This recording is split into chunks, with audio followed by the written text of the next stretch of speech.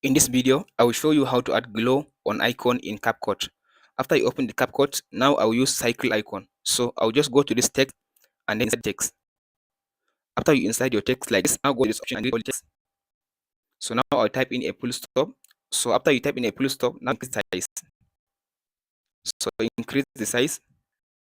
So now as you can see, now I get a cycle icon. So now all you have to do, go to this basic scroll down. If you scroll down, go to this shadow. So check on this shadow one, this one. After you check on the shadow, scroll to down. So now click on this color to change the color. After you change the color, so go ahead and check on this distance to back. After you take the distance to 0, so now take this blurriness to back again, like this. So you can see now I get the glue icon under this icon. Under I get the glue shadow this icon. So now if you want to change the color, just click on this color button and change the color that you want to use for your icon. So now you can go ahead and use it. And that's it. Hope this video helps. Be sure to like and subscribe.